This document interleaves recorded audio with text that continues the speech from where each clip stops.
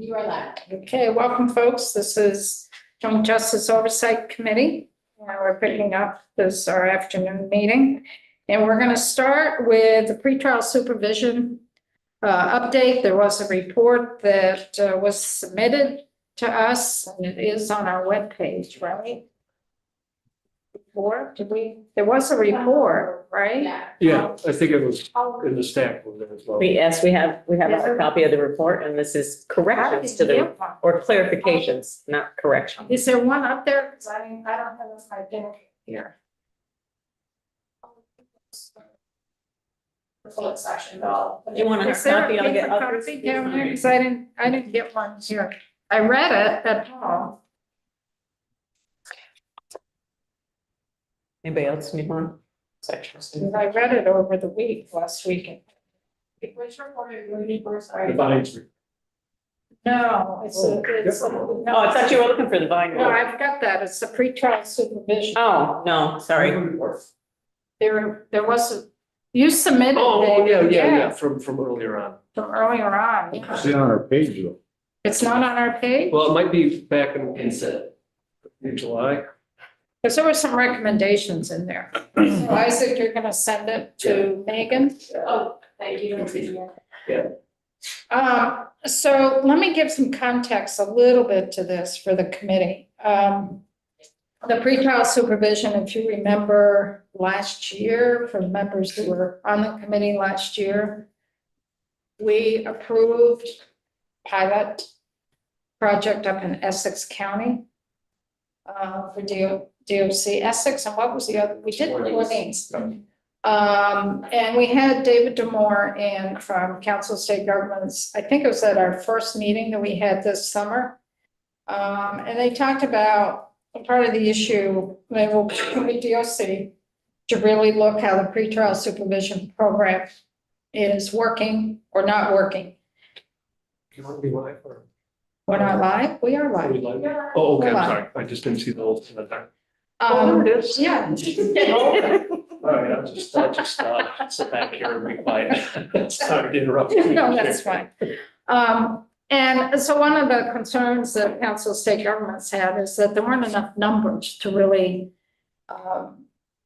statistically, to really see how it was working. So that's where it was left at the beginning of the summer. In the interim over the fall, with the governor having conversations with the mayor of the city of Burlington and trying to address some of their issues, this pilot project, this accountability project was put in place. And one piece of that was to move the pretrial supervision program from Essex and Orleans County over to Chittenden County. So that changes the whole dynamics of that program. And the Council of State Governments, I'm assuming, was aware of that transition and also looked at that, I'm assuming. So anyway, there's recommendations from the Council of State Governments in terms of tweaks that we should possibly do on this program. And also for funding, we've never really fully funded the program. When we started looking at this, not this past session, the session before, the thinking was it'd need to be about $1 million to $1.1 million to fully fund this program. Senator Sears at the time was very supportive of pretrial supervision. He was on the Senate Appropriations Committee. He got about $600,000 for it to get it started. And that's the level we were at. We did not put in more money in the FY26 budget for pretrial supervision. I don't think we put in any more money. I think it was just the $600,000, right? The first time for FY25. So that's something that we're going to have to think about as this committee. Do we recommend that or consider recommending to our standing committees that we make some changes to the pretrial supervision program and what the funding levels should be? So that I'm just putting the groundwork out there, folks, to consider before I turn it over to David. Are there questions? Looking at Nodder, it looks like you have a big question mark on your face.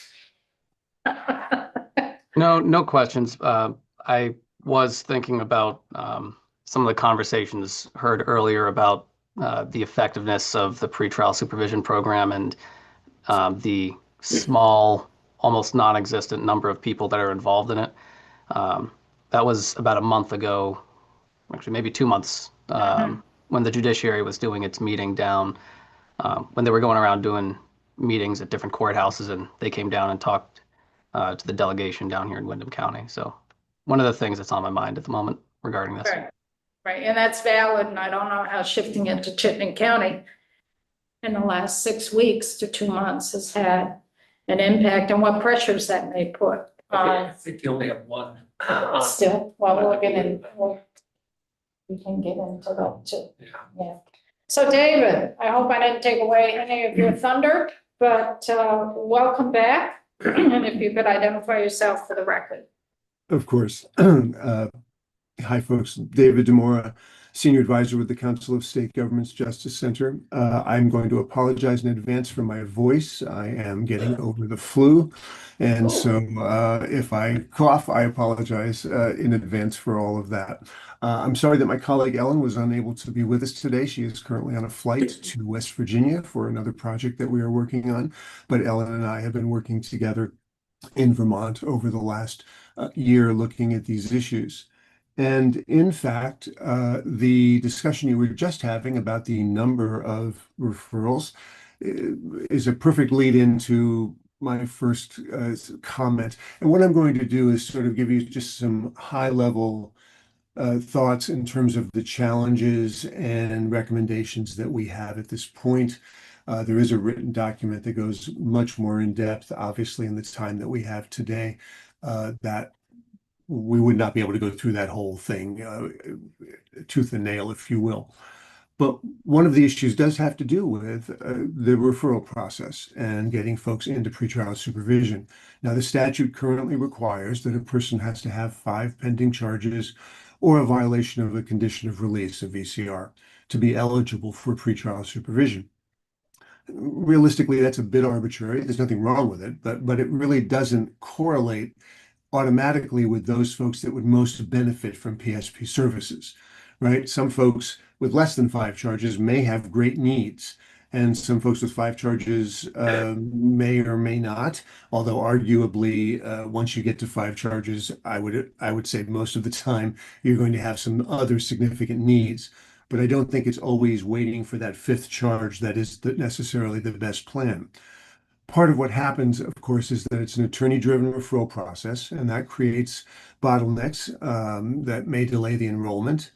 Our recommendation is to either prioritize referrals for individuals that are facing pretrial detention, or if you're going to retain the 5 charge threshold, which is fine, would suggest that you allow DOC to conduct risk and needs assessments automatically for the eligible individuals, thereby relying or reducing reliance on sort of a referral process.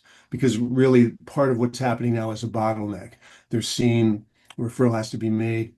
Arguably, given what DOC does and the fact that they do the risk and need assessment, I would suggest that you're going to have a better outcome if anybody who's eligible, let's say again, potentially pretrial detention is on the horizon or the potential for it, they get the evaluation. That report then goes back to the judge, et cetera, and a determination can be made about whether or not pretrial supervision is necessary or appropriate for that individual. It's interesting that you were mentioning Chittenden. We were talking with the officers in Chittenden, as a matter of fact, about some of this. And one of the things that they were seeing and that makes sense to me, given the work we've done in other states, is that it's not that you have a large or a gigantic number of individuals that need this. What you have are a set of high need individuals who keep coming back to the system again and again and again. And they're costing you a lot of money and a lot of time, and there's a lot of not very successful right interventions that are occurring with them. We saw this in New Hampshire, where about 350 individuals of their total were costing them tens of millions of dollars, because they were the folks that kept coming back again and again and again with very significant behavioral health needs, substance use disorder, mental health issues, co-occurring disorders, et cetera. One of the things that that leads to is the issue of supervision intensity for those people that are going to be on pretrial supervision.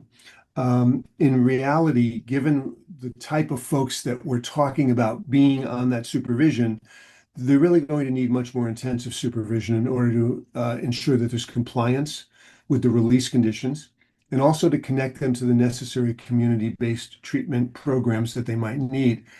Right now, if you actually got the right number of individuals that are in your system that need this, if they actually did get into pretrial supervision, under the current staffing pattern, they wouldn't be able to manage that. In other words, they don't have the staff to do that. So as I think Representative Emmons was suggesting, that you're going to need to be looking at that down the road in terms of what's the number that's needed, how's that funded, et cetera.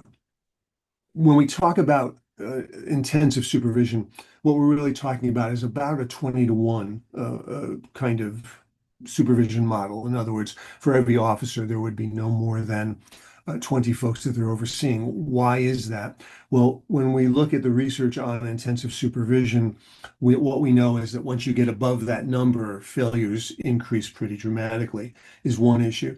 The second issue is that calling it intensive supervision is a bit of a misnomer. It is indeed supervising closely, but what it really is an intensive case management process, right? It's getting that person to the treatment program. It's working with them to get transportation to where they need to go. It's looking at the housing issues. It's dealing with them about whatever their family difficulties might be. It's not just, did you get in on your curfew on time? Are you working? Those kinds of things. It really is a much deeper involvement, which requires time on the part of the supervision officer. When we look at successful pretrial programs, that's the model that's used. It's not I'm watching you model by itself. Of course, we are watching them. Of course, we are supervising them, but that is a subset of the larger model of intervention with individuals in good pretrial programs as they are successful in other states. So David, if I can interrupt.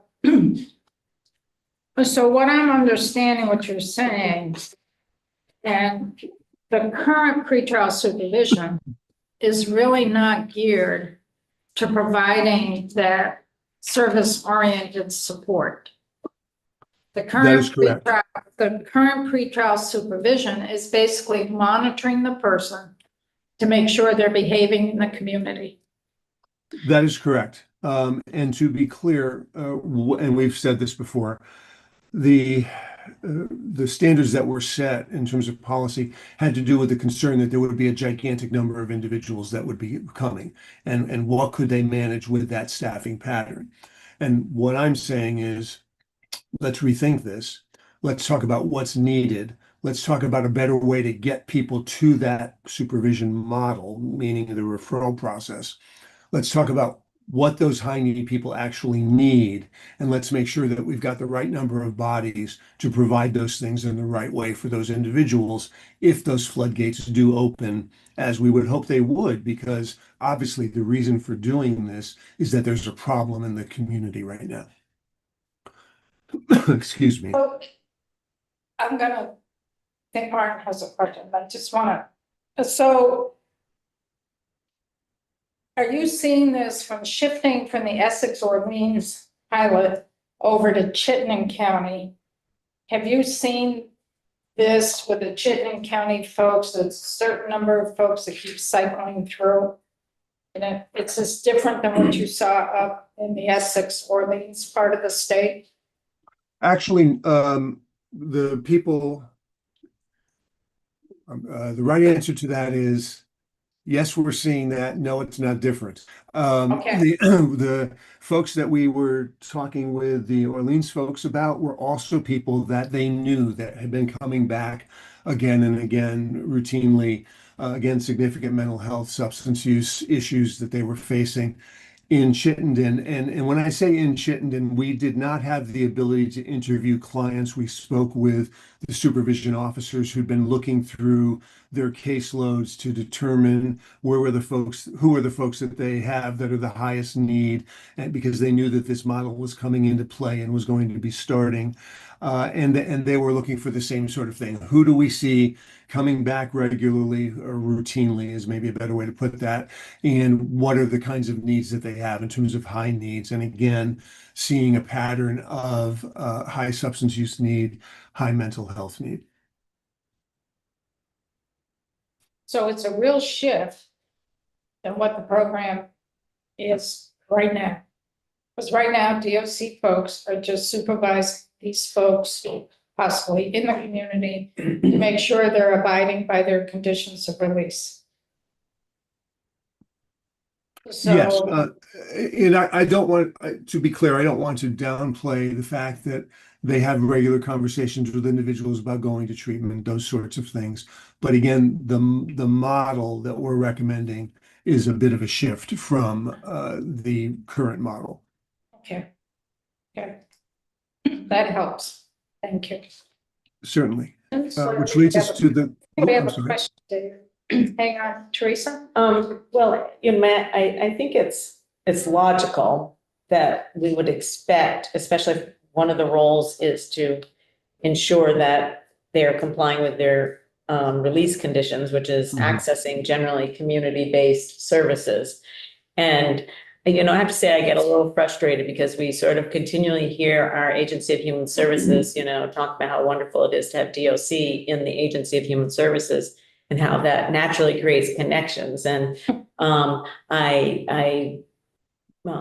from in my committee's work, I don't see those natural connections happening. And it takes effort, and it takes sort of dedicated effort that is on everybody's part, both at DOC, at DMH, at Dale, wherever the connections need to be made. And I think that's part of our responsibility in holding AHS responsible for that. So it's more than just words and saying, isn't it nice to have DOC in AHS, for all of these reasons about connections? Well, in Vermont, most of our connections work is done by community nonprofits, our community partners. And so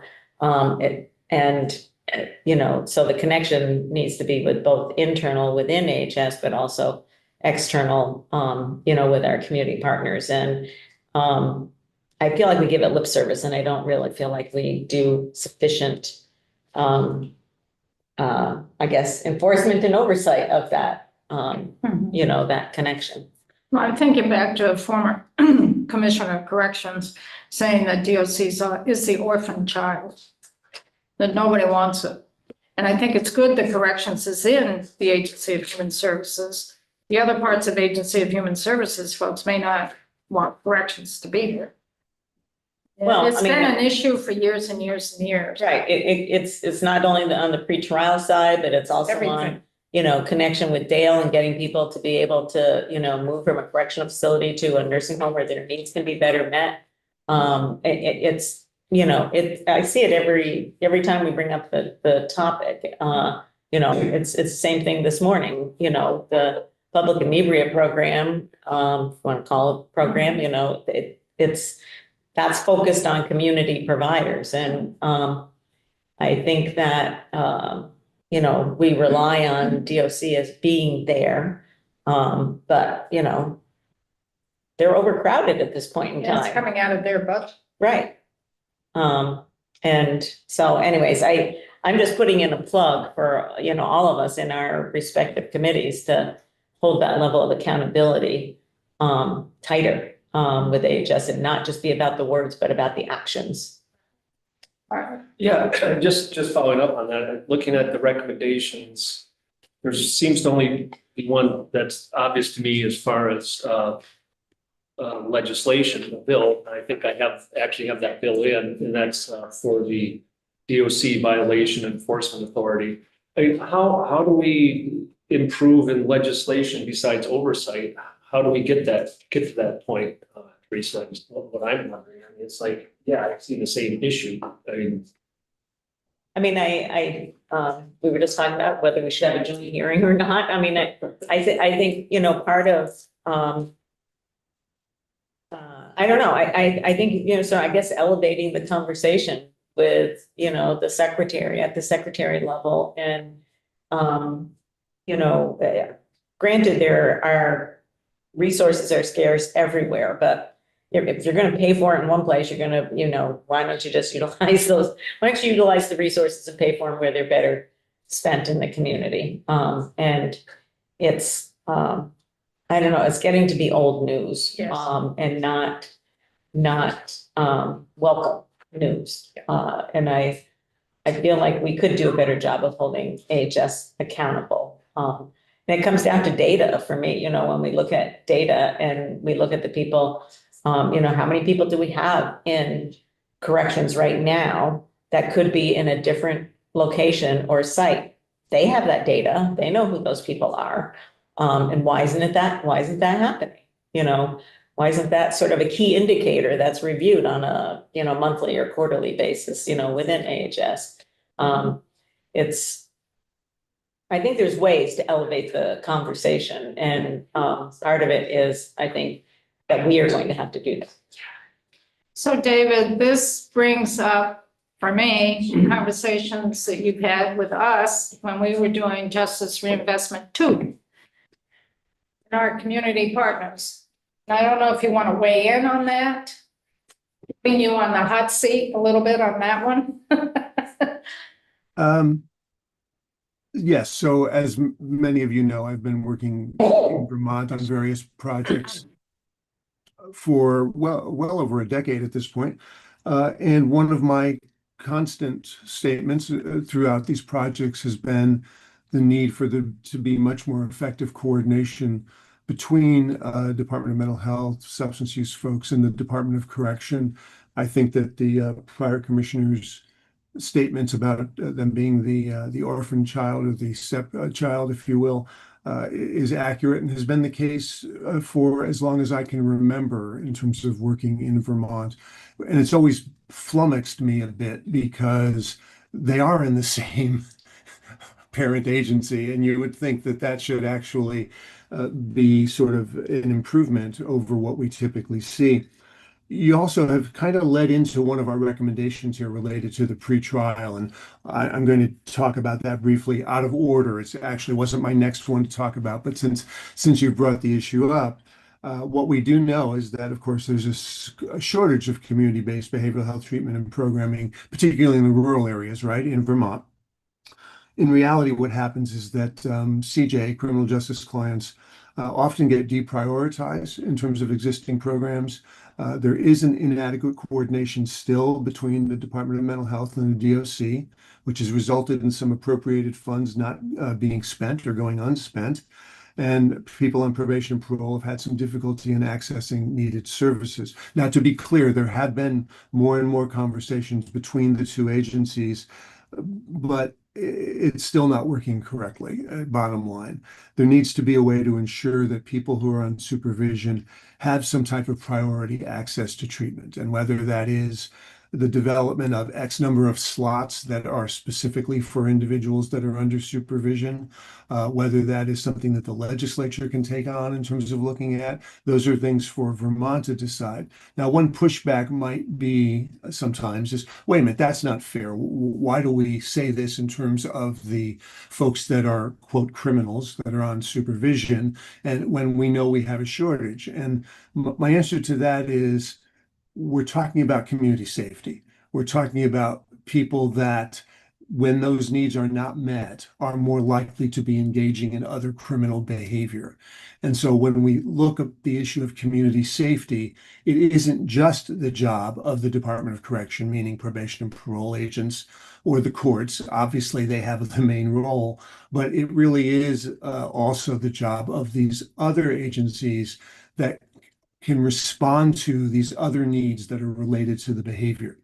And so one of our recommendations is indeed that there needs to be a way to have a priority track for individuals that are on pretrial supervision to make sure they get into programming as quickly as possible. So there's two sides to that, right? One is working with clients who are perhaps not as willing to get into that. That's the work of the probation officer, the case manager, if you will. They want to be working with that individual in that pretrial program, that pretrial supervision program, to really help get that person there, including maybe transporting them there in some cases, as they do. We did a lot of work in Wyoming where the distances were very wide, 1 and 2 hours for them to get to places. And really, they developed a whole transportation model to get these folks to the programming. So that's one side. But the second side is when you get them there, you have to have the program available, the treatment available for them when they get there. Excuse me.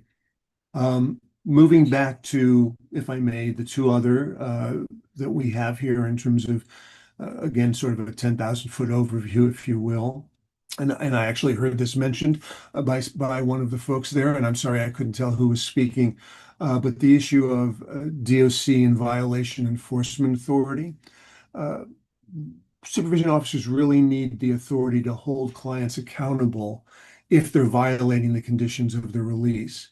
And they need to have multiple response options. Please don't hear me saying they need to be able to send people back to jail or prison quickly. That's not what they're saying. There are times when that's necessary, but that's not what we're saying. What we're saying is that there needs to be an immediate response. And the current process, which requires the officers to file affidavits with the state's attorney, and then it goes to the judge from there, it creates delays and it can undermine swift and certain responses. Supervision officers should be able to file that violation notice directly with the court, including recommendations for appropriate responses, such as court appearances or increased supervision intensity or other conditions. Now, that authority already rests with DOC, right, for probation and parole officers supervising post-conviction clients. So we're really talking about extending that to this other part of their population, if you will. And part of what we're also suggesting in that is there really does need to be a very specific response grid that they developed. In other words, we're not looking to increase the failure rate of individuals by doing this. We're looking to increase the success rate. A swift and certain response that is appropriate and fair and makes people understand that they are indeed being watched or looked at and that there is accountability will improve the outcomes. If in fact they figure they can just do whatever, then what will happen is that they will do whatever until it gets so problematic that they do end up incarcerated. And we see that population growing, and we see the overcrowding becoming a problem. The other thing in terms of community treatment, and forgive me, I ended up moving myself out of order here, so I've got to get back to my notes, is the issue of interagency coordination and access. And so one of the things, how do I want to say this? You actually have something going on in Vermont that you could build on and develop, right? It's called the FACT program, which is Forensic Assertive Community Treatment. And it is being utilized right now in Vermont. It has shown success. You've got data. Somebody was asking about data. You have data from 23, 24, 25 is coming out soon. It is showing a positive outcome. It is, in fact, a model that integrates work between the Department of Correction and not directly with the Department of Mental Health, but with community providers the Department of Mental Health funds. They work as a team. They work with these folks that have the high level of need. They can do this work with people who are, the police departments are involved, obviously the state's attorneys are involved, et cetera. They can do this work, they can expand this model to work with this population. It's a much more effective way of doing things than we often try to, when we have difficult populations, we often try to develop a model where we can sort of contain them in order to get the change made. And the problem is that when we do that, it only tends to last while they're inside. It doesn't tend to transfer out to the community. Generally speaking, we get better outcomes when we provide this intervention in the community. There are some where that's not an option, and that's just the bottom line. But for the large majority of individuals that we're talking about, if we develop that kind of model, we can have a really good kind of outcome. And what you're seeing, whether you're talking about Chittenden or other places, what you're seeing with these sort of high volume nuisances, that's too soft a statement, but high volume problematic behaviors that aren't necessarily, high level felony kinds of behaviors. What you're seeing are people that consistently have other issues going on. They're not shoplifting just to shoplift. They're not doing what they're doing just because. They're doing it because it's a secondary thing that they're doing in order to get what they need for their drugs or because of their mental health issues or whatever.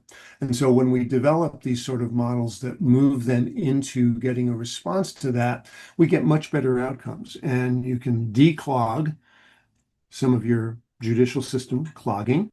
You can put better limits on folks that are being incarcerated pre-trial, because again, that population has been growing.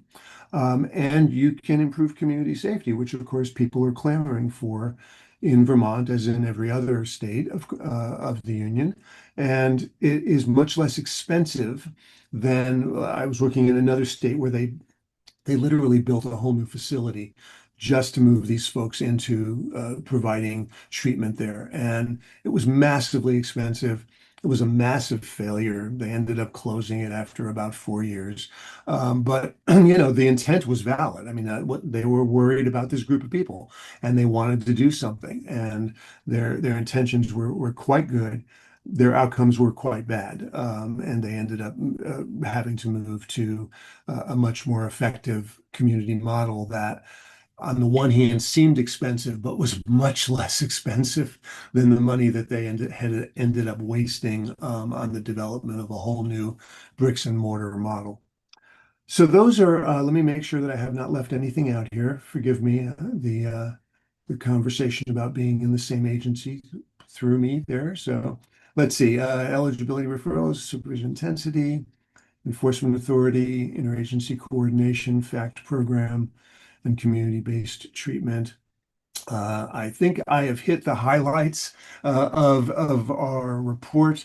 Again, for each thing that I've mentioned, we have paragraphs of discussion about that you can read, and that we certainly are happy to talk about at any other time as well. Representative Ammons, back to you. Great, thank you so much, David. And I'm sure that you will be coming before my committee sometime, hopefully in January, first few weeks in January, to go over this report. And I hope the Judiciary Committee and my committee can work together on trying to figure out how we go forward with this program. And if we do change the whole structure of it, because that's what I'm hearing from your recommendation, it's really changing the structure of the program. For committee members, keep in the back of your mind, these are not folks who have been convicted. They've only been charged. Right. And they've met bail and are out in the community waiting for their trial, their court date, or they've been released with conditions. They haven't been convicted of anything. And up to this particular pretrial supervision program, there was no Department of Corrections supervision of them in the community. So this is totally new, and it's Department of Corrections that is supervising a small group of folks right now in the Chittenden County area that have not been convicted of anything. So that's just something to keep in the back of our minds here. Jenny and then Martin. Thank you very much, David. This is really helpful, and it does coordinate and link in with the work that the courts are currently doing under the leadership of the Chief Justice. And the reason I'm late is I just left our our meeting with them where we were talking about similar issues, not directly all pre-trial, but certainly stepping back, the availability of services within the community that you did touch on very much. And so I'm introducing a bill that maybe will continue this conversation. It's a very short and limited bill. It'll probably end up in Senate Judiciary, so I'll have to talk with the chair of that committee, who is sitting right near me today. Um, but certainly looking at what is available in the community in terms of behavioral health, peer support, and that includes for pretrial services, and then understanding and knowing exactly what's needed, I think is critical. I do have a recommendation of how to identify some of the needs in the community in the bill I'm introducing, but it's so critical, as you have said, that substance use disorder, mental health, Department of Corrections, judiciary, sheriffs and state's attorneys, everyone, regardless of whether it's pretrial or during adjudication, are together in identifying what are the specific needs at which stage. So corresponding with the strategic intercept model that the courts are looking at now.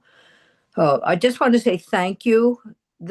You've raised so many different issues here that for me, as chair of Senate Health and Welfare, it reminds me of how important it is to sort of leverage away some of the independence that we see in each of the departments, whether it's mental health or whether it is DOC, and pull people together. It's not an easy task, and I continue to see that. Well, thank you. Yeah, a couple things as far as structural overhaul. I mean, the structure of the program is more in the policy of DOC than in the legislation. The legislation is just who goes there. And I don't know if we need to actually direct more of what that structure is or ask DOC to go back to the drawing board or what, but I just want to note that. The other thing is, so which committee oversees or has involvement with this FACT, the FACT program? Because I've never heard of. I don't think I've heard of it either, which is. Have you heard it, Teresa? I mean, it seems exactly the kind of thing that needs to be explored and expanded to pretrial potentially, because that's what it sounds like. Was I right, David, that this is really just something for probation and parole? Probation and parole are doing this now, yes, along with, again, their partners. I'm sure that Isaac or Director Marvel or some of the other folks in DOC, as well as folks from DMH, would be able to give you more specific information in terms of who's involved, et cetera. I believe the funding is through DOC, but again, I would suggest talking directly with those folks. Your earlier statement about policy, one of the reasons that we've talked about this, and you're right, there's probably a few things legislatively that you might want to think about, right, in terms of the referral process, the issue of DOC authority, et cetera. The program model is a policy issue. The reason that we have talked about it is that in order to do that, if you get the volume of people that we would anticipate that have those high need, you're going to need to make sure that DOC has the resources to do that, as opposed to if they were just doing, just watching folks or having them call in once a week or seeing them once a week, that the involvement would be much greater. So you need to make sure that they were resourced appropriately in terms of being able to do that as that got built out. Right, and I think we're going to learn some from the Chittenden 3B pilot project, as they call it, Portland 3B pilot project, because they do seem to be doing a lot more coordination pre-trial. So between maybe understanding this FACT program more and the lessons learned from that project, we can figure out a path. So thank you. Isaac, you wanted to weigh in? Yes, thank you, Chair. I was just going to say very briefly on the FACT program, happy to provide more information. I sent Megan a link to some recent data that we posted about the FACT program. It's a partnership between DOC, DMH, BDH, and Pathways, and it's just operating up in Burlington. I think we've talked about it at a high level in your committee briefing. I remember but- pathways. Yes, Pathways That's is what I involved, remember. Pathways to Housing, and they have some case management staff as well, nurse. It's really, the idea behind the FACT program, this multidisciplinary team, is for folks who are highly likely to commit violations and return to incarceration, especially those with pretty severe mental illness. It's really an attempt to keep them in the community as much as possible, provide wraparound supports. And I think the data is very encouraging, which I think Megan can provide to you, but we've seen a, more than 40% reduction in returns to incarceration. If there is some kind of repeat drug use or something like that, really trying to provide more case management and support, rather than technical violations and deterring folks. So it's a really great program. We have a couple of full-time dedicated staff up in Burlington that do that work. They're really, really great. And happy to talk more about it. We also dedicated some of the justice reinvestment dollars to that program, that 100,000. I know we've worked with Reps for all on that, but that should be money that flows directly to DMH to support that. So the connection for me is through Pathways for them. That's the connection. So David, what you're recommending is a real restructuring of the pretrial supervision program, which then really puts more pressure onto DOC and DOC's budget to provide more intense services. And really trying to engage our community partners as well. So it's going to be time in the legislature, if the legislature chooses to do this. And it's going to cost a lot more money than 600,000. And the other piece too that's working with this pilot project, this courtroom 3B project in Chittenden County, if it's successful up there, which is only supposed to go until February, I understand, other counties are going to want it, which is really going to put more pressure on corrections and the judicial system as well. And them all connected. Any other thoughts or questions from the committee before we move on? Well, I mean, when I sort of look at the description of this, FACT service, it seems like that's the kind of intervention that we would want to see in the pretrial. And is there anything that prevents that from being used for people in pretrial? Well, the pretrial eligibility are set forth in statute, which is the 5 or more. The 5 or more, right. Release. And, I know we've talked about this a bit, but then there was a lot of debate in Senate Judiciary when we were doing this. I think it was last couple of years ago, and trying to find out exactly what the right aperture for that program was. But, for our partners at CSG, what they've done, we could go back to the drawing board and see if we could have more discretion over the referrals into that program. Right. Well, I guess sort of my head runs around efficiency and effectiveness, and it's like, do we really need 2 programs? Do we need a pretrial services program, and that we would hope do the same thing that this FACT program is doing for a different group of people? Or maybe in some cases, the same people. And the FACT program is really focused around folks with pretty complex care needs and mental health needs, Yeah. which is not the intent of pretrial supervision in its current framework. It's not, but what I'm seeing in terms of recommendations is that it needs to be. So then, looking forward, if we were to look at changes to pretrial, it's always more expensive to run 2 programs that are doing similar things than it is to run 1 program. So I just look to the committees of jurisdiction to think about that as they think about potential changes for access to these services. Because just because we call it one thing doesn't mean it couldn't, the people can't access it. And that's, I guess, coming down to whether we allow more flexibility or additional criteria or whatever in the pretrial aspects of it. And I guess we need to learn a little bit more about this FACT. And how, I don't know how stable that funding is.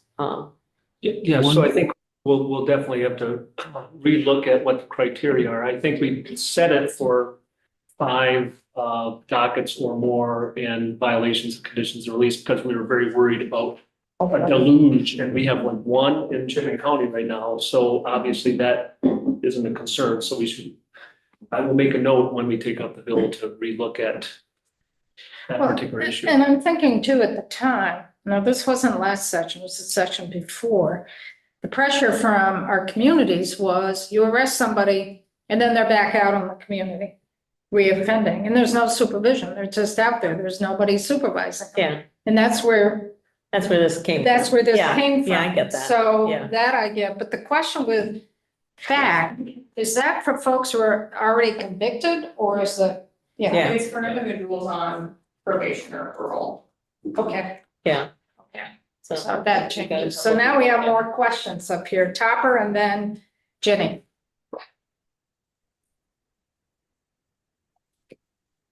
Can you unmute there, Topper? You're muted. Trying to figure it out.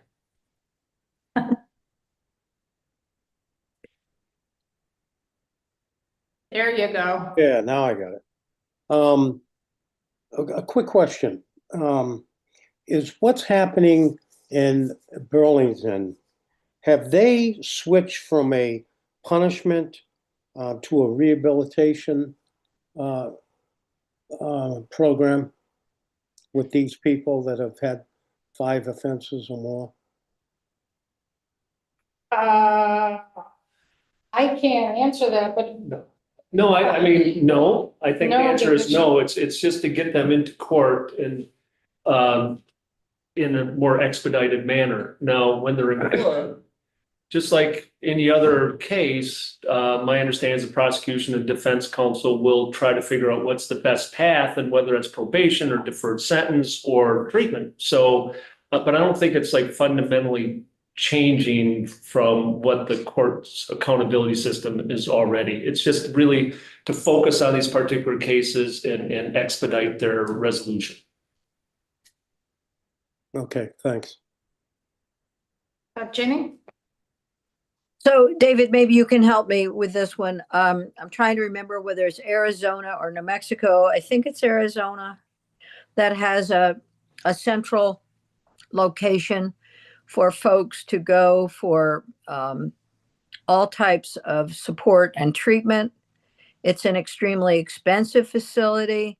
It includes behavioral health, mental health, clinical support from acute to chronic substance use disorder. Thinking about a single location, I'm reflecting a little bit on what Teresa said, Representative Wood said about it's cheaper to have one program than many programs. But having said that, what I understand from our work this fall with the mental health in the courts, that is a very expensive process. It looks like Pathways FACT is trying to do something similar, so bringing together. And so I do look forward to working with Senate Judiciary on this, trying to identify what we can do. The bill I've introduced really focuses on justice center, community justice centers as a way of getting at this, but there may be other better ways of getting at this. But I'm trying to remember, do you know, is it Arizona or New Mexico? Not New Mexico. Okay. Arizona has a facility, but actually the one I'm more familiar with is the one in Florida. Oh, okay. Yes, I knew and, Florida. Yeah, that's right, Florida. Miami-Dade County, the justice was the judge, then was then Supreme Court justice, really spent several years working on developing that construct that you're describing for them. Needless to say, their volume and their numbers are pretty dramatic in comparison. One comment from the earlier statement, which I just want to be clear, well, two, I guess I want to be clear about. One is By no means are we suggesting that there shouldn't be accountability, and I want to be clear about that. We're just saying that in addition to the accountability, you need to have these other responses if you want it to be effective, because accountability by itself will not resolve those other issues that exist for those individuals. And then the second one is, whether it's one program or however you think about that, you do need to make sure that in terms of the people that are doing the work, meaning the supervision agents, that those are separated out. You don't want to mix a caseload with somebody who is dealing with post-conviction individuals and is now dealing with pretrial individuals, because while you need to have engagement skills and strategies for both those groups, there is a difference between someone who is post-conviction with certain things having already happened and somebody being pretrial. And not everybody who's good at working with post-conviction clients is good at working with pretrial individuals. So that you do need to make sure you keep that separate, even if constructively the program itself is a larger program which different people feed into. So David, you've given us a lot of food for thought. I appreciate all the work that you have done for Vermont, as well as the Justice Center for Council of State Governments. This, It's our pleasure. Yeah, this I think will be discussed during this upcoming legislative session. I don't know where we're gonna go with it. But I can say I will be bringing, hopefully I can bring you before my committee, hopefully come January, and my committee can start discussing this along with House Judiciary, because there's overlap here with both on that. Are there any other questions or comments before we finish up, Dave? Thank you, David. We really You're very welcome. appreciate it. Thank you, everybody. Have a wonderful holiday and take care. Yes, and I hope you feel better. Thank you. Bye-bye. Bye-bye. Okay, let's shift gears to our most favorite topic. The victim notification program. And some folks have been living this since April, May, for folks. There is a report that we do have in our packet. And I'm gonna leave it up to you folks in terms of who comes on up. And clarifications that we got at lunch. Yeah, I didn't have a chance to look at that at all. So I'll leave it to you. Are you starting out, Jen? I believe so. Okay. Oh, well, welcome. Thank you. Good afternoon. For the record, I'm Jennifer Pullman. I'm the director of the Vermont Center for Crime Victim Services, and I'm the chair of the Victim Notification Task Force. And I share the chair's feelings about this. It has been quite a lot of work by everybody involved, and really appreciate, my colleagues in the room, colleagues who are not in the room. It's been a lot of work. And it hasn't always been smooth, but in reflecting in terms of where we are today, I think that we're going to end the day, I'm hoping, on a very positive note to update where we are. The task force has been very engaged. Every person from the members to non-member participants has, again, been very active, very engaged. And, what you will see and hear is a reflection of that. Everybody has very strong opinions, but I think the ultimate product that we are working on, where our progress is very reflective of so much of the wisdom and experience that has been brought to bear. I'm going to not go through the report line by line. We all want to get home safely. I'm just going to focus on the highlights. And I wanted to start with the legislative changes that were recommended by the group. One of the pieces that we focused on, and I know, Madam Chair, this was a big focus in your committee, is sort of looking at the role of law enforcement, and especially that gap between what happens when somebody is arrested or charged and then they're not necessarily in anybody's custody.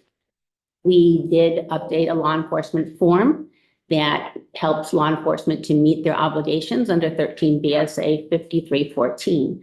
One of the pieces we noticed though in that form is that there was nothing that would provide information to a victim or survivor about the victim offender locator system that DOC operates or VINE.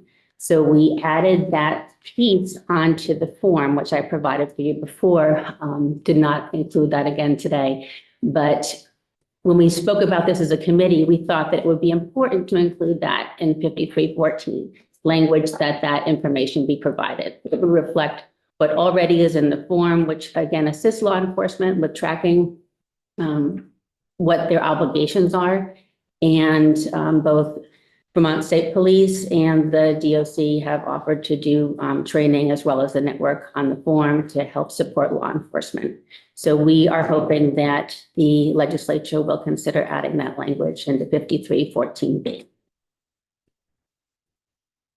The other piece that we discovered when we looked at parole, there was a lot of conversation around parole, is that there's a slight difference between what is found in Title 13 under 5305 and what's found in 28 BSA 507. Title 13 requires that the victim opt in for notification concerning parole, whereas Title 28 requires that there be an opt out where the victim would sign something in writing. So what we're trying to accomplish, and the group reached consensus on this, was to have 13 reflect what's in 28. So it's an opt out. It's an automatic right, but the victim can opt out of that notification. Is that in Title 28, that opt out, is that through runtime? Is No. that the runtime? It's a No, this is a totally different, and so we noticed that there's a slight discrepancy between what's in 13 and what's in 28. Okay. So the group reached consensus that it felt, and if I'm misstating something, people will let me know, but we took a vote and agreed that 13 should reflect what's in 28. So it should be an opt out Yes. on the victim's piece. Yes. So they're automatically in the system to be notified unless the victim decides not to. Yes. And then the other piece that came up was, the Department of Corrections reflecting upon their statutory obligations. Those are all required of the department. For the most part, they don't have the ability to, a victim doesn't have the ability to decide to opt in or opt out, except for the earned time and with parole. In Title 13, victims have the ability to opt out altogether of any and all services that the state's attorney's office provides. It felt that it would be more reflective of giving victims choice if we had a provision in Title 28 that would allow victims to do the same. Because right now, DOC does not have that ability, nor does a victim survivor have that ability. Can I ask a clarifying question? Sure. So are you saying that in some aspects, victims have the ability to opt out, but in the DOC related responsibilities, they do not? Yes, and they'll speak more to, they may speak more to that, but it's more of a hard and fast with what DOC is obligated to provide, where under 13 with the state's attorneys, victim advocates, it is more of a choice and agency-based model. And is that something that you think, because we have heard testimony over the last couple of years that it's not always consistent about, I guess I would say the victims advocates, I'm not promoting stop the record, but even informing victims of some of the options available under VINE. And is that because that's the interpretation that they have that flexibility to do or not do that? I think that some of those communication pieces are more underlying pieces that we are trying to focus on through the MOU. I think that is an issue all across the system. Absolutely it is. The reflection that you see in terms of a recommendation around 28 is simply to acknowledge that not all victims, not all survivors want all the same information, and they have that right under Title 13, but they don't under 28. And DOC currently doesn't have the ability to tailor what they do to what they're hearing from a victim survivor. So the recommendation is to make both consistent? Yes. Okay. So some other issues that are more updates about the logistical pieces. One of the pieces that this committee had heard was that incorrect notifications were being triggered, blank notifications were being sent. The Department of Corrections has one of their staff people, who's also a task force member, has been in the weeds on this. Really want to credit Joseph Bordeaux for his work and going through, I don't know how many different codes to really make sure that they're drilling down, getting this right, and then doing a trading component. So Joseph did provide an update for the report, but he's working every other week on this with divine vendors. And I think the department has really done a great job to try and clean up that piece. As far as other deliverables, we're not quite done with the MOU, and I see Attorney McManus has joined us. But the Department of State's Attorneys and Sheriffs has really led this process. We have all state agencies have meeting. By that, I mean the center, the Department of State's Attorneys and Sheriffs, Department of Corrections, and the Vermont State Police have contributed to the MOU.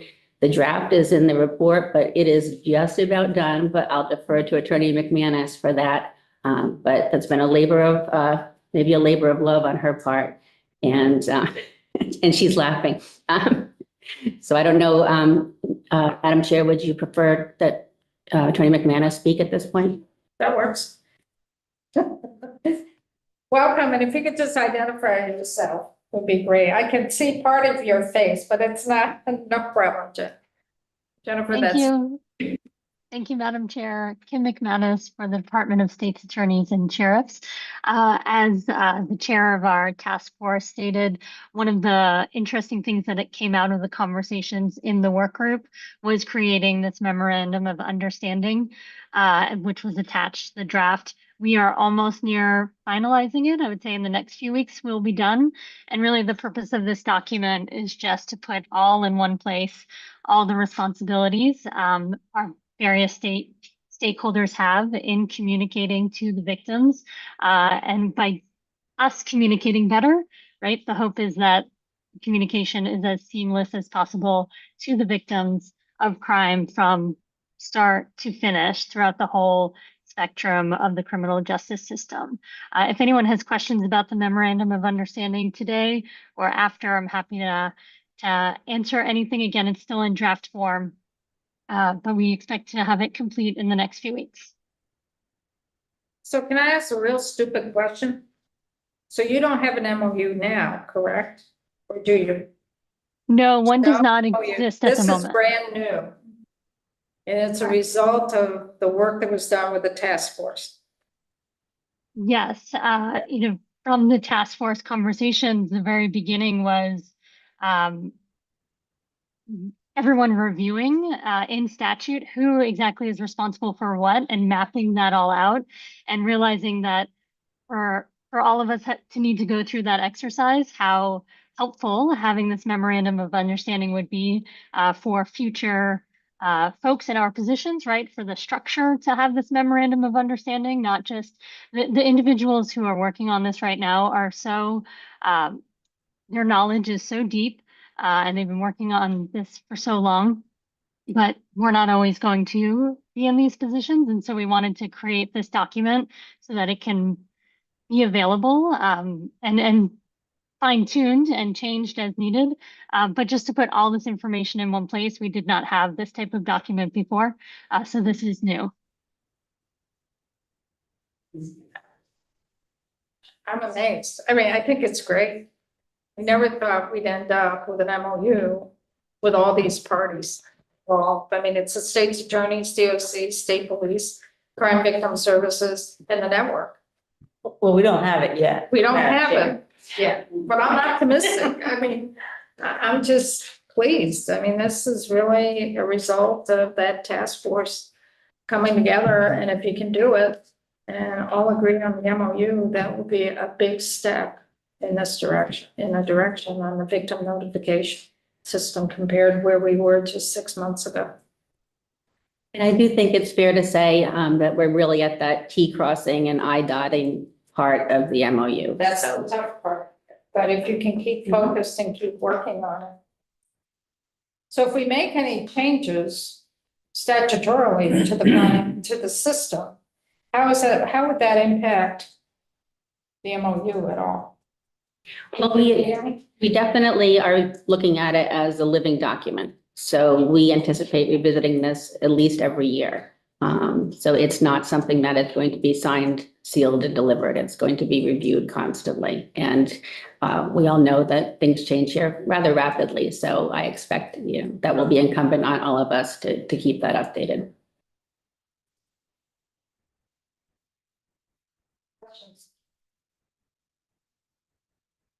I haven't had a chance to fully, read the MOU, the proposed or draft MOU. One of the things that I was wondering about is, in some cases, in sort of the current way things work, DOC seemed responsible or was being asked to be responsible for things that they don't necessarily have responsibility for. Like if something happens in a court process and somebody is released right then, they're not going to be the people who know about that first. And so, does this MOU address how information from, all of these sources gets input into the system, or notification to the people who can put it in the system? I will defer to my colleagues in the field on that. We are going to start conversations with the courts this week, actually. They're invited to our meeting. So that is a piece that will be helpful to flesh out, and also in terms of how the courts interface with the automated system. So yeah, I mean, I think in the future possible, I mean, the courts may need, or it might be helpful to have the courts be a co-signator to this MOU. Absolutely. Because they have a very distinct role, and oftentimes they're the first place where something happens. And DOC might be the last place where people get the information. So, making sure that the victims are, it's all about victims receiving accurate and timely information. And if DOC doesn't have that information to input it, that's not really on them. And I think that's, we've been kind of clearing up sort of known issues or challenges. And for the future meetings that we do have, court notifications is one of the areas that's been identified by our membership that we really want to delve into. So we're not done yet. So you're going to continue to meet? Is this group going to continue? It ceases in existence on February 15th. So most of our future meetings are really focused on expanding, looking at, again, civil protection orders, intersection with mental health and the criminal justice system, and court notifications. Some of those pieces have been identified by our membership as really important. Also with youthful offender cases, a lot of that we realize is not information that can be uploaded into the Vine system. So trying to figure out with DCF and where that responsibility lies. So there are a few pieces that it is like an onion. The more we kind of peel it back, it's, oh, here's another layer, here's another layer. So they're committed to continuing to work together until the 15th. And it seems like one of the things you have identified is places where there's potential inconsistencies in the statute, and trying to make that more consistent, but be helpful to make sure that everybody is sort of living under the same obligations to meet statutory requirements. Thank you. Any other questions, comments? I did want to be able to flag an important development around the creation of a booking form. This committee heard last November that there's a gap in that information, contact information, getting to the individuals who are entering the booking information. What we discovered is that victim information may or may not even be included in the packet that goes to booking. So state police took it upon themselves to develop a booking form that will go sort of as a cover sheet on top of that, those documents that are provided to booking. And state police and DOC has offered to do training around that. So we're hoping that that will be a really important way to make sure that information is upfront So for some of these recommendations that came out, legislative recommendations, have you been working with, to ask this question, but is there going to be any legislation introduced for this, or are you just waiting to present the report to the respective committees and then go forward with that for legislative recommendations? Because there's some statutory changes that you're recommending. So would there be any bill coming in to be introduced for that, or is it more going to be testifying to the respective committees and then they take that under consideration and either add it to another bill that they're working on or just do their own committee bill? I'll pretend I'm not staring at Chair Lalonde. So there is a bill request. For You got change. everything, you and Troy. I have a bill for that. Well, I don't know that I have a bill for all of the things, but for the change to 5314, the law enforcement tool, I have that bill in. And I do have in, there are 3 other victim-related bills, but I don't think they're specifically related to the fine system. Okay, but that helps because if we're working, my committee's working on the vine system because DOC is so involved, at least we know there's a vehicle out there. Right. That's what I'm thinking. Send it over to And I'll just be super quick to wrap up. Is it in DOC, would you want to testify as well? Okay. One of the pieces I'm really excited about, which I'll kick over to my colleagues, is that they are expanding back-end access to the Vine system, which allows users to be able to enter notes into the Vine system so that it can guide the information process moving forward. DOC staff has partnered with the state's attorneys and also with the state police to host a training, which I understand Ashley Fisk is going to be developing, and network advocates will be invited as well. So this is a really great expansion by DOC of that will really allow the Vine system to reflect the individual needs that victims have. I think I'm just sitting here amazed in terms of knowing what was testified back in April, May, and then to hear what's happened in the interim. I mean, I think there's been some real progress made. I really do. I mean, the whole system seems to have been addressed. It may work, it may not work, but at least we're in a very different place now than we were 6 months ago. That's what I'm feeling. I may be off base, but I feel that way. I would agree. And just another quick piece that's so important to the survivors is DOC worked with Vine to change the release notification trigger. It used to be 30 days, now it'll be 60 days to give survivors extra time to plan for that release. And believe it or not, we basically found agreement on trauma-informed language for all of the email notifications. What language? Trauma-informed language. So that was a lot of work. Disability rights helped us out a lot. And so I do feel that, again, it hasn't always felt easy, but I feel like where we're sitting today is in a much, much better place. And I think everybody has really pitched in to try and improve what we're doing as a state. I know it was a struggle. I know there was some touch and go there for quite a while, but I'm glad to see that people kept working on it. And so far, you've come out with some recommendations. And I know this conversation will continue over the next few months with everyone on the task force, but also now with the legislative body for that.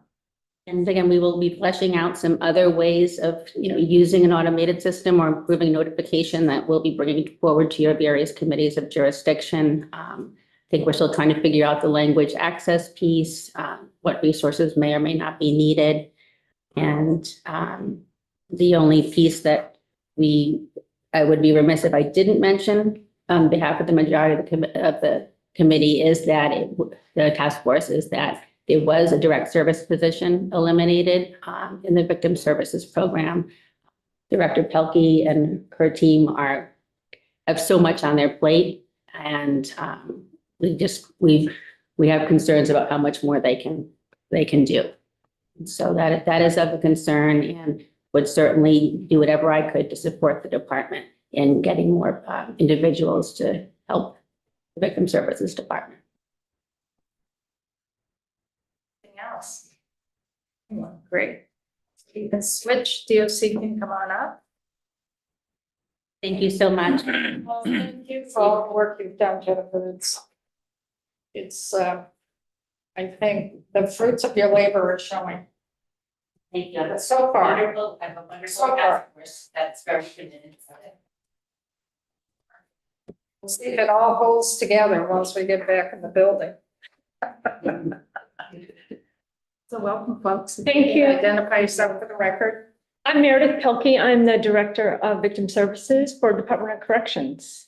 And I'm Lori Fisher. I'm the General Counsel of the Department of Corrections. I've been about 60 days in that role. Baptism by fire. Baptism by fire, yes, ma'am. And I just want to introduce myself and just explain just real quickly how I got here and why I'd be talking about something that I came in on the 11th hour of the task force in particular. But I came from the Attorney General's office as trial counsel for the department. So I've defended the department now better part of 5 years. And I hear a lot of discussion today that makes my heart warm in the recognition that a lot is asked of the department. It was very important to me to apply for this position, to come and advocate and assist the employees like Director Pelkey and Ms. Fisk over here in these initiatives. These folks work very hard to meet all of the legal requirements and all of the procedural requirements of all the people that have a say in what they do. So it was very important for me to transition to this role. And I just tell you that because when I came in, one of the first things that was put on my desk to talk about was this joint task force work. And probably some of what you were alluding to as to coming to an MOU point based on maybe where things were earlier. I will say we haven't seen the final draft of the MOU at this point. We've submitted our requested changes or additions to it, so we're hopeful. But as soon as Attorney McManus gets that over to us, we'll look at it with the open mind and the hope that we can accomplish something.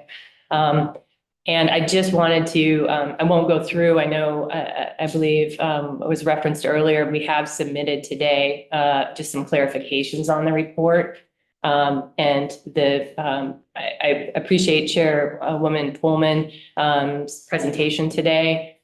She and I met each other through me calling in desperation to try to find out what was going on so we could problem solve. And I appreciate very much her candor with me as to what the situation was so that we could work forward in collaboration, moving things forward in a meaningful way. So, and I do really believe that everyone involved in this has that intent.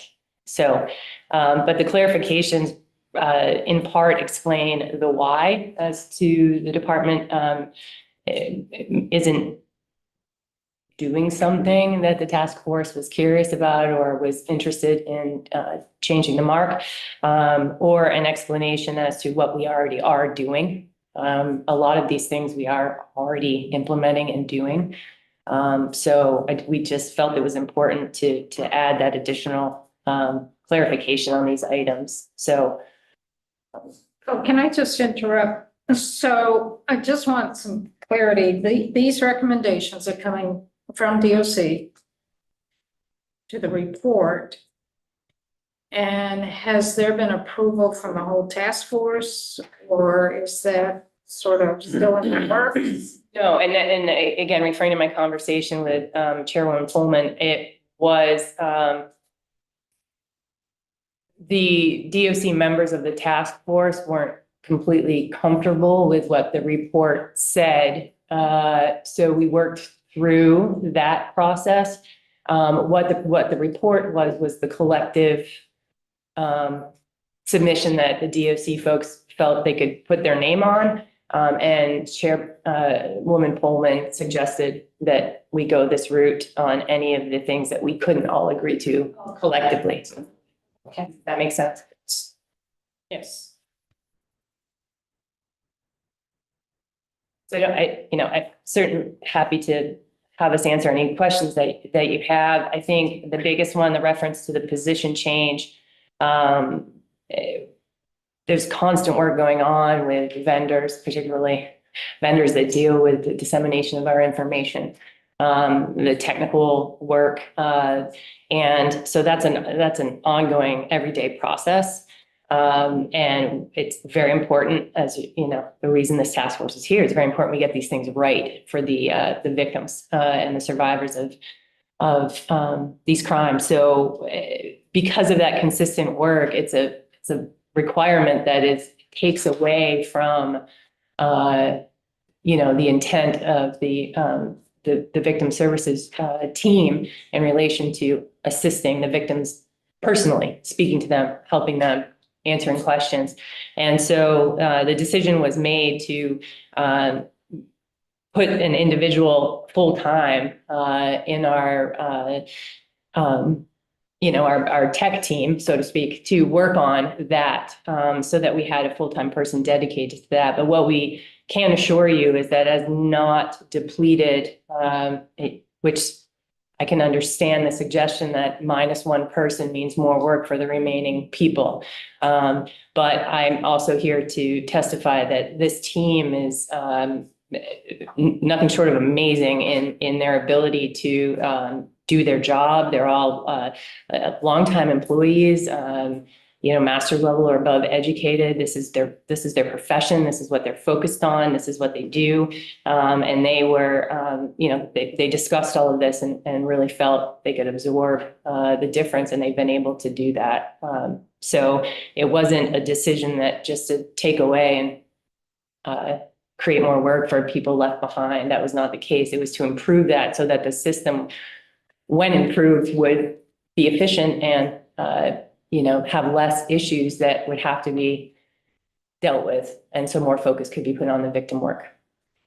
Yeah, and I definitely agree. I think that switching the position to a more technical person will allow our unit to really focus on the stuff that needs to happen with Vine. It's a very complicated data exchange, and to have somebody that we can just count on to do the Vine work is going to be really valuable to our team. Because before, there's always changing priorities. So with having this dedicated person to Vine, they can look at the booking stuff. They can look at any errors that come up, things that we're not able to do because we don't have the technical background. So I think we're pretty excited to have Joe be our tech guy and really focusing on Vine. So is that a brand new position? Well, yes. Yes and no. Yeah, so we dedicated one of our positions to him to be our Vine. He's just going to be focused on Vine. The tech lead, right? And before, we didn't have a tech person totally dedicated to Vine. We'd have to see if we could pull a couple hours for this person to help us work on this. And now we have that person. So, our hope is that we can make this system everything it needs to be and continue to update when our data updates and when they get new enhancements. And so we're pretty excited about it. Do you want to go through these clarifying recommendations at all? I'm happy to. That's up to you. I always, sure, happy to. Certainly, again, a recommendation for reinstating the Vine menu option. This is I think one of the hotly debated items for the folks, the task force that work on. It's the department's position that the statute 13 VSA 5305, which it sounds like things that might be moving around, they're unable to opt out any of the notifications that we're obligated to provide. And those are very specific because we also have the competing privacy issues, information disclosures, other information that swirls around the individual that is sentenced into our care and custody. And so balancing all of those factors, we're sticking specifically to what the statute requires that we have. So the menu option isn't something without statutory change that, that we feel we're able to offer at this point. But you're not really opposed to it, it's just you're saying the statutes need to change to do it. Well, yes, but I guess my worry would be, if somebody opted out of getting a release notification, you know, I just think we only have a few statutory obligations. And, to be able to opt out, I just don't think that would create more safety for victims. I just think that's yes, just identify yourself for the record. I'm Ashley, I'm the Senior Victim Service Specialist for DOC. Around the menu option, that's more for if we were going to do added notifications. So right now we do the ones that we're obligated to do, which is why we have this system so that DOC could meet those needs. If we were to do it, other states would do added notifications. And so that's where a menu option would come in. So if we did a notification, like someone was, I don't know, if the death notification was an automatic notification, they could opt out of that. For us, it's not an automated notification. We do the death notifications. We don't want that to be an automated notification. So that's what that's what we're talking about with the menu. So if we were to add notifications, do different types of notifications other than what we're obligated to do, then they could opt out of those. But we don't do any added notifications. But if somebody were to say to us, if a victim were to come to us and say, I only want to know when he's released, we would note that in Vine. They wouldn't get automated notifications. We would notify them of a release. And that's all they'd get. So it's not like they have to do automated notifications. They can opt out of doing them with our just by calling us. How do they know they have that option though? Yeah, they don't know. Right, that's the kind of purpose of Yeah. listing what choices are. Right. Well, and hopefully, you know, the more information they know about Vine on the front end, which is why we've, you know, hopefully this MOU will help victims learn about Vine and learn about our unit. Hopefully, we'll be able to tell them those things. But right now, the way the system works is, you know, they might not even know DOC has victim services or what we offer. Right. So I guess I'm a little confused about whether or not you're agreeing with the recommendation and need a statutory change, or you don't think that you should make a statutory change. I think it would be, I don't think it would be a great thing to do. I don't think that would create safety for victims, especially if they opted out of a release. I mean, they have those options with us now, but for automated notifications, I guess I worry a little about that. I don't know what you're. So this seems to me that this is going to take time during the legislative process, not here. That was kind of my point, Madam Chair, that I don't think that like full agreement has been reached on some key items. Right. And I was going to ask whether there's any bill language that's been submitted, but since you're not really in agreement with it, I guess you haven't submitted any bill language. So, And I would defer to our general counsel about whether that's an appropriate thing to be able to opt out of statutorily obligated notifications. well, no, I mean, what I'm talking about is whether we should change the statutory obligation, not. Okay. That's what I'm talking about, and that's what would be required if there were to be such a thing. Right, yeah. So I'm not talking about about a victim being able to say, well, no, don't send me this, and you still have the obligation to do it. I'm talking about, you know, should we release you from that obligation or not? And that's something for the committees of jurisdiction to take up. So I just was trying to get clear in my mind what's going to take additional legislative action and discussion versus, you know, what are the things that, you know, sort of people have reached general consensus about. And, you know, as the task force chair said, you know, it's going to be a living, it's going to be an ongoing process because things will happen and things will change. Yeah. And sometimes people need to be in charge of their own idea of what safety is for them. I agree. So we have to be careful about imposing that on them. Absolutely. It's part of what we're doing is going into the facilities and we are contacting, trying to get victim contact information when someone is sentenced so that we can reach out to them at the beginning instead of the end when it's release time. So part of that conversation is explaining the whole buying process to them as well and the the automated notifications, what we can do to just get them the notifications that they need. So there is a note section, we would make a note in that section that Ms. Wood would only like to be notified of release. We would also let the caseworker and the PO know, so everybody would know that this is what this victim wants. We would also likely be assigned if it was a victim that had really real concerns about what they were getting for notification. We would make sure that we were assigned to that case so that when something came up, they would have like a VSS specifically for them to work on that. We understand the menu. I get the whole menu. I get it all. But we're just trying to, do some workarounds to make sure victims are getting what they need. Well, automation versus personal contact. Yeah. That's really what it comes down to. I think that's where DOC has been, that we will do what we are obligated to do with the automated notifications, but we go above and beyond and personalize more for the human that's really at the heart of the system. So I'm looking at the time and I'm looking at our work in terms of how deep we go into these recommendations and then DOC's response.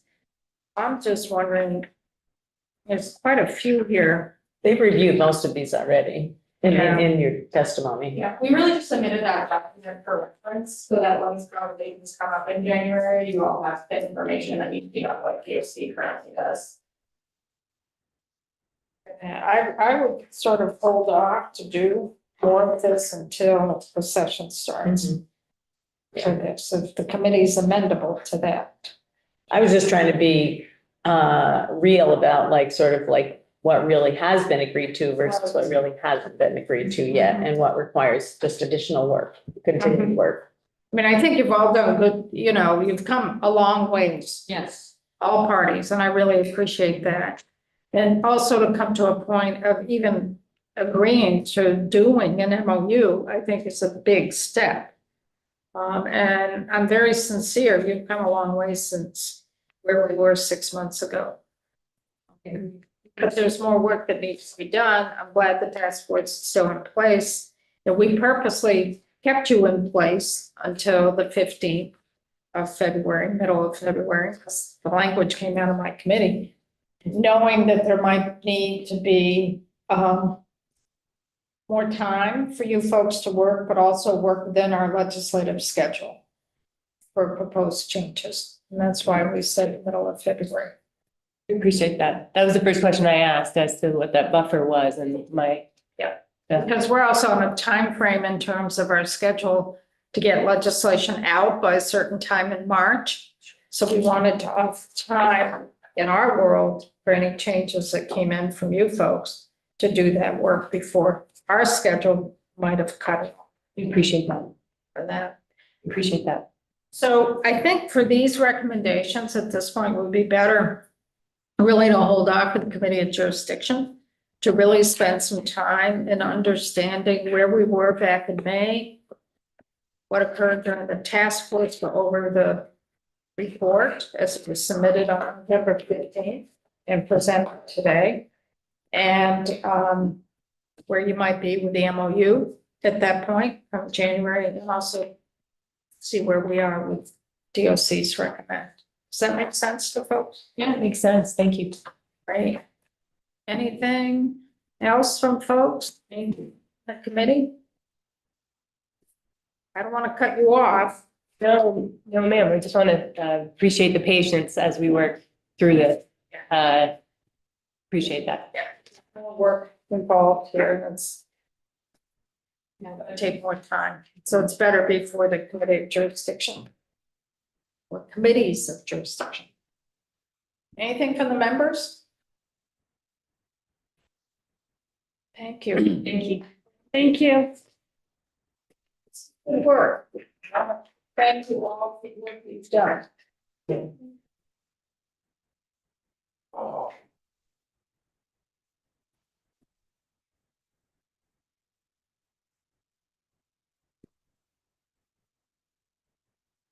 So, folks.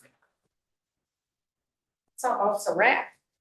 The work that we've done this summer and fall. So is there any loose ends that folks are feeling that we need to finish up on as a committee here? Any thoughts about what we should do with some of the issues that we've worked on? We don't do reports anymore to the work that we've done. We used to submit a report. We don't do that anymore. Michelle just went. Sometimes we do recommendations in terms to standing committees. We could do letters to some committees or just leave it as it is and know that we've got respective folks sitting around the table here, and we've got Martin that's already introducing some bills, reflecting some of the work we did today. Jenny? Yeah, I think we have most of the chairs here. The one that's missing is Alyssa Black, who does also work on Right, Topper is here. So we have everyone represented. Yeah. And so I'm not sure that we need to do anything with an exception of sending a letter to all of us, or to the chairs of From our ourselves. committees, to ourselves. I mean, obviously each person can carry the water into the committee. Is there any need to list the topics of concern that we have? I think there are too many. That's my opinion. Some of it's repetitious. The one suggestion that I would make for a letter to committees, to each of us, is please try to work together with your peer committees during session so that, left hand and right hand are together. I really like working with judiciary or other committees, in this case with judiciary, whether it's a joint meeting or whether simply communication. I just think we need to state that because so much of what we've heard is about collaboration and trying to have, trying to work together. That's my only suggestion. I think we've done a lot, Alice. Thank you for the work that you've done this during the in-between session. It's been one of the busiest in-betweens I can remember. Thank you for your work. You're welcome. Thank you. And I think we have covered a lot of topics, an awful lot of topics. That. Topper. You gotta hit that unmute button.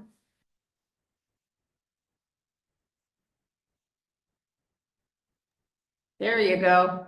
My computer today is not the same as it was. It either got updated or something because I can't unmute by just touching that red thing. Oh. Got to go through another process after I that. go through it, yeah. One thing that I want to make sure of, and I'm sure Alyssa does too, is that this healthcare outfit, that they make, that we get to the point where we feel comfortable with what they're doing in terms of making sure that a person that is coming out of the institution is connected somehow with the drugstore or a caregiver or something, so that they're not walking out and they're cold. When I hear a statement made that they're not doing everything that they can for the person who's incarcerated, it bothers me because I don't know what that means. What aren't they doing enough of? And we got to make sure that people are connected, because especially if it's a drug situation where they have to take a certain drug after they get out to help them with their rehab for substance abuse, then we got to make sure that is actually happening. And I'm a little concerned that when we called and tried to get them to come in today, have the time of day for us. I think they need to realize that when we ask them to come in, they come in. They don't say, well, we can't, we're going to be on a plane or wherever the hell they're going to be. So that's just my 2 cents. Well, I think that's valid, Robert. I've got something sort of going through my mind. WellPath is very, very hard to schedule. We've experienced that during the legislative session as well. And one thing maybe we could do, and I'm not sure if Human Services and Health and Welfare is included in this, I'm not sure, but it might be worth to go with a small group of folks from Institutions Committee and definitely Healthcare Committee on the House side. I'm not going to speak on the Senate side, but on the House side, and I don't know if Human Services will be involved in that or not, to go over current statute that we put in place last year for reentry services, so that if we had a small group of members from each of those committees to understand what's currently required by law, and then do a joint meeting or something with WellCare. Just a thought. Good idea. Good thought. That's a good Just to thought. get into it a Think about little that. deeper. I'm a topper. Thank you for bringing that up. That's a huge concern. We know we've got the 1115 waiver stuff going on. And we've really worked hard to move consistent healthcare into DOC, whether it's when folks are in or whether they're transitioning out. So it's a really important point. So I'm willing to spearhead that once we come back in January, Topper. I'm willing to spearhead something like that once we come back in January. Have a few members from your committee, my committee, maybe Human Services. I'll leave that up to Teresa, and see if it'll be worth it just to spend time with Legislative Council and go through what's current law and required. Well, I think it does involve human services because it spills over into substance use disorder services and long-term care services. Yep. And there is probably more unsaid in at least long-term care than there is said anywhere. And that might be a problem, to be honest. Yeah. But if we had a couple people from each committee sit down and really understand work with Leg Council and understand what's in current law and required, and then the committees can take deeper testimony through WellPath and what's needed. Yeah, we can look at the contract in depth too. That we have. Yeah, we tried that a couple of years ago. Yeah, we did. Ben got us the contract at one point. Yeah. Are there other issues before we finish up here, folks?